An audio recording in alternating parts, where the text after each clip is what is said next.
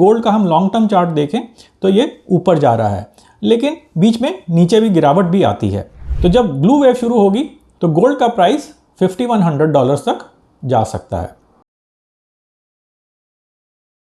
नमस्ते दोस्तों, मैं प्रवीण मलिक अपने इस YouTube चैनल पर आपका स्वागत करता हूं। आज से हम एक नई श्रृंखला शुरू करने जा रहे हैं। इस श्रृंखला का नाम है शनिवार शोध।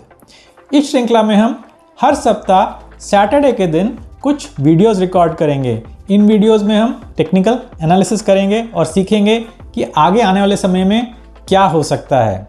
तो किस इंस्ट्रूमेंट का टेक्निकल एनालिसिस करेंगे? हम गोल्ड का टेक्निकल एनालिसिस करेंगे, सिल्वर का टेक्निकल एनालिसिस करेंगे और निफ्टी का करेंगे।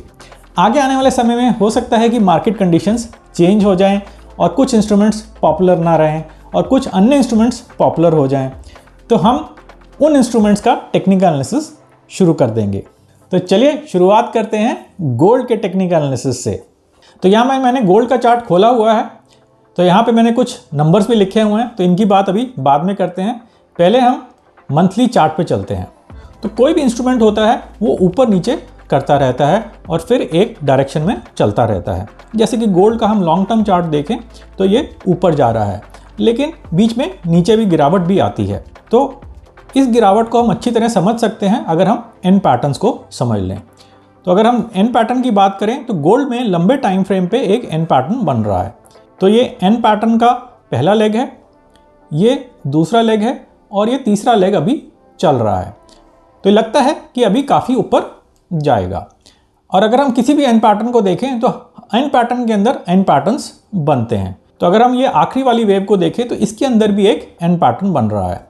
तो वो यहाँ से शुरू होता है, ये पहला लेग है, ये दूसरा लेग है और ये अभी ऊपर जा रहा है। तो ऐसे करते करते ही एन पैटर्न्स बनते जाते हैं और अगर हम छोटे टाइम फ्रेम पे चले जाते हैं तो हमको एन पैटर्न्स और भी दिखाई देना शुरू हो जाते हैं। तो चलिए इसको हटा देते हैं और छोटे टाइम फ्रेम पे चलते हैं, डेली चार्ट पे चलते हैं। तो गोल्ड का एनालिसिस तो मैं काफ़ी टाइम से कर रहा हूँ, अक्टूबर 2024 से। जी हाँ, उस टाइम तो गोल्ड की कोई बात ही नहीं करता था, लेकिन मैं गोल्ड का एनालिसिस करता था।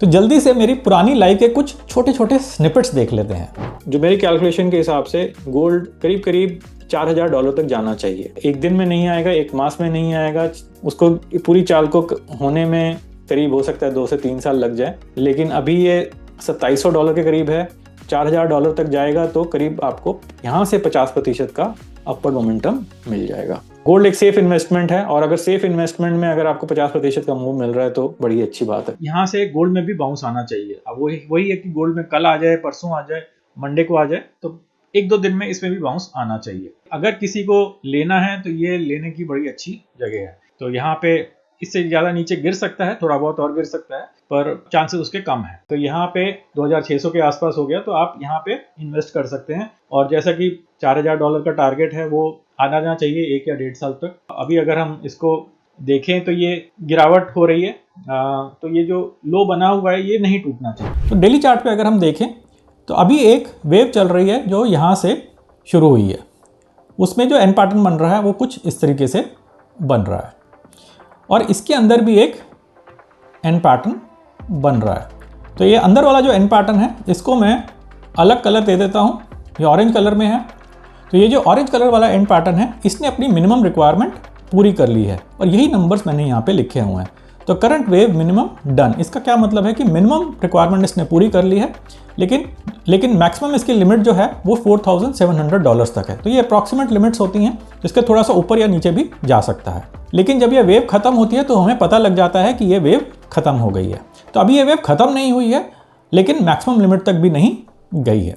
तो अभी ये वेव खत्म नहीं हुई है, मिनिमम रिक्वायरमेंट पूरी करती है, लेकिन अभी मैक्सिमम लिमिट तक भी नहीं गई है। तो हो सकता है आगे आने वाले समय में 4700 तक चली जाए या उससे पहले ही ये वेव खत्म हो जाए। जब ये ऑरेंज वाली वेव खत्म होगी उसके बाद ये ब्लू वाली वेव खत्म होगी, तो ये ऑरेंज वाली वेव से ऊपर जाएगी। तो नेक्स्ट वेव जो मैंने यहाँ पे लिखा हुआ, नेक्स्ट वेव की प्रोबेबिलिटी $5100 है, ये ब्लू वेव की ही बात हो रही है। तो करंट वेव $4700 तक जा सकती है और अगली वेव $5100 तक जा सकती है। अगर आप इन पैटर्न को अच्छी तरह समझना चाहते हैं, नेक्स्ट वेव को अच्छी तरह समझना चाहते हैं, तो स्क्रीन पे दिए गए नंबर पे आप व्हाट्सएप कर दीजिए, तो मैं अपने लाइव कोर्स की डिटेल आपको भेज दूंगा। तो लाइव कोर्स में मैं समझाता हूँ कि एन पैटर्न्स कैसे बनते हैं, कहाँ शुरू होते हैं, कहाँ ख़त्म होते हैं, क्या उनकी लिमिट्स होती है, कि फिबोनाची रेशियोज़ क्या होते हैं।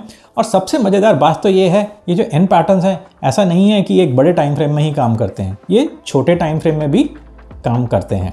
आप 5 मिनट के चार्ट पे भी देख सकते हैं इसको, 15 मिनट के चार्ट पे भी देख सकते हैं, 1 आवर चार्ट पे भी देख सकते हैं। तो यहाँ पे तो मैं आपको बड़े टाइम फ्रेम पे दिखा रहा हूँ ताकि हम समझ पाएँ कि ये इंस्ट्रूमेंट आगे आने वाले समय में कहाँ तक जा सकता है। चलिए, ये तो हो गई लेवल्स की बात। तो आगे आने वाले समय में क्या हो सकता है? तो आगे आने वाले समय में पहली चीज़ तो ये है कि गोल्ड ऊपर ही चलता रहे, जैसे ऊपर जा रहा है तो ऊपर ही और जाता रहे और 4700 तक चला जाए। दूसरी प्रोबेबिलिटी ये है कि 4700 तक ना जाए और उससे पहले ये वेव ख़त्म हो जाए, तो ऐसे ऊपर जाएगा और फिर नीचे आएगा और फिर उसके बाद यहाँ पे ये वेव ख़त्म हो जाएगी। जब ये वेव ख़त्म होगी तो ब्लू वेव शुरू हो जाएगी। तो जब ब्लू वेव शुरू होगी तो गोल्ड का प्राइस $5100 तक जा सकता है। तो देखते हैं कि आगे आने वाले समय में क्या हो सकता है। तो यहाँ पे मैं टाइमिंग की बात नहीं कर रहा हूँ, यहाँ पे सिर्फ मैं ये बोल रहा हूँ कि ये लेवल्स हैं जो आगे आने वाले समय में आ सकते हैं। और जब ये लेवल्स आएंगे तो उसमें भी बीच में ऊपर नीचे हो सकता है। ऐसा नहीं है कि ये स्ट्रेट ही चलेगा, क्योंकि एन पैटर्न के अंदर भी एन पैटर्न्स बनते हैं। तो अगर हम और छोटे टाइम फ्रेम में जाएंगे तो वहाँ पे भी एन पैटर्न्स बनेंगे। तो आशा है आपको ये वीडियो पसंद आया होगा और कुछ नई जानकारी मिली होगी। तो इसको शेयर करे बिना मत जाइएगा और ये ज़रूर ध्यान रखिएगा कि यहाँ पे मेरे गोल्ड को खरीदने या बेचने की कोई राय नहीं है। यहाँ पे सिर्फ हम टेक्निकल एनालिसिस कर रहे हैं और मैं समझाना चाहता हूँ कि एन पैटर्न कितना पावरफुल है। तो अगर आप एन पैटर्न को समझना चाहते हैं तो व्हाट्सएप जरूर करिएगा। नमस्ते और धन्यवाद।